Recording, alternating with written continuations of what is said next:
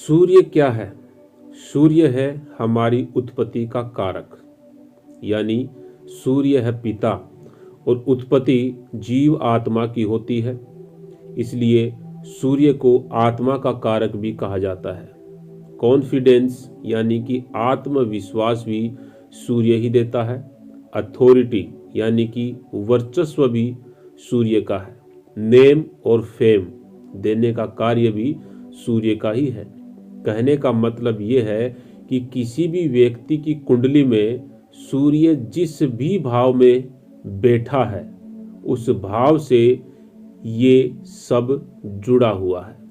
इस भाव से, जिस भाव में सूर्य बैठा है उस भाव से फेम जुड़ा है, उस भाव से आपकी उत्पत्ति का कारण जुड़ा है कि आपका जन्म इस पृथ्वी पे क्यों हुआ है। उस भाव से आपका कॉन्फिडेंस, आपका आत्मविश्वास जुड़ा है।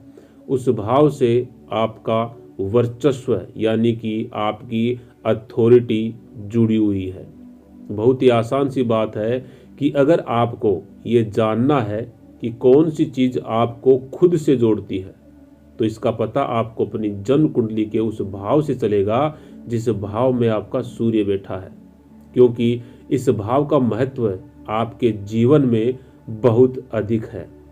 जन्म कुंडली के 12 भाव हैं और इन भावों का अपना अलग अलग महत्व है। आपकी कुंडली में आपका सूर्य जिस भाव में बैठा है उस भाव की चीज़ों को पूर्ण करने के लिए ही आपने इस पृथ्वी पे जन्म लिया है। ये बात आप अपने दिमाग में बैठा लीजिए। किसी भी चीज़ पर रोशनी डालने का कार्य सूर्य का है और यह रोशनी आपको तब मिलेगी जब आप अपनी जन्म कुंडली के उस भाव से जुड़ जाएंगे जिस भाव में सूर्य बैठा है। अगर आपको फेमस होना है तो आप अपनी जन्म कुंडली के उस भाव से जुड़कर काम कीजिए जिस भाव में सूर्य बैठा है। अगर आप कहेंगे कि मेरे अंदर कॉन्फिडेंस नहीं है, आत्मविश्वास नहीं है, तो मैं कहूँगा आप अपनी जन्म कुंडली के उस भाव से जुड़कर काम तो कीजिए जिस भाव में सूर्य बैठा है। कॉन्फिडेंस और आत्मविश्वास अपने आप आ जाएगा। कहने का अर्थ यह है कि सूर्य के पास जो ताकत है, जो पावर है, अगर वह शक्ति और वह पावर आपको चाहिए तो सूर्य जिस भाव में बैठा है उस भाव से आपको जुड़ना पड़ेगा। सूर्य आत्मा का भी कारक है, तो आपकी जो आत्मा है वह कहाँ स्थित है? जहाँ जिस भाव में आपका सूर्य स्थित है वहीं पर आपकी आत्मा स्थित है।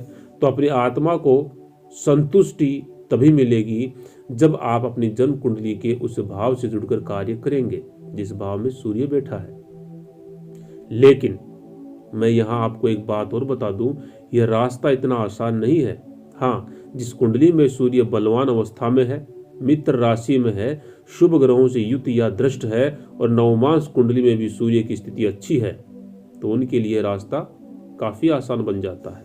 लेकिन जिनकी कुंडली में सूर्य कमजोर अवस्था में है, शत्रु ग्रहों से दृष्ट या युक्त है, शत्रु राशि में है या सूर्य किसी कारण से पीड़ित या नवमांश कुंडली में सूर्य अच्छी स्थिति में नहीं है, उन व्यक्तियों के लिए यह रास्ता आसान नहीं है।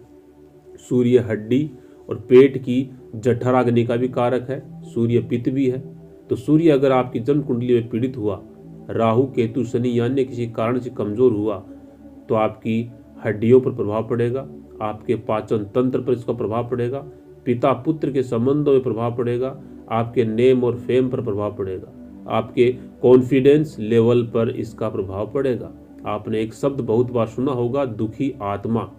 तो सूर्य कमजोर और पीड़ित होने की स्थिति में व्यक्ति जो है दुखी आत्मा बन के रह जाता है।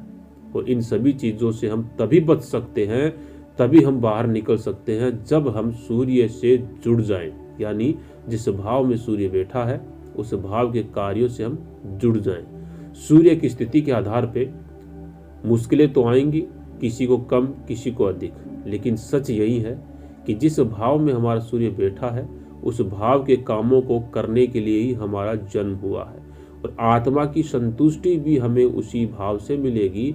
अगर आपको इस मार्ग पर चलते हुए परेशानी का सामना करना पड़े तो सूर्य की आराधना कीजिए, आदित्य हृदय स्तोत्र का पाठ कीजिए, गायत्री मंत्र के अधिक से अधिक जाप कीजिए और साथ ही सूर्य की सिंह राशि से सप्तम राशि कर्म कारक शनि की कुंभ राशि जो कर्म के फल की राशि है, पूर्व जन्म के कर्मों का फल जो हम इस जन्म में भुगत रहे हैं, उन कर्म फलों को थोड़ा आसान करने के लिए माता काली की आराधना कीजिए, लेकिन जुड़ जाइए उस भाव से जिस भाव में आपका सूर्य बैठा है, क्योंकि वहीं से आपकी आत्मा को संतुष्टि मिलेगी।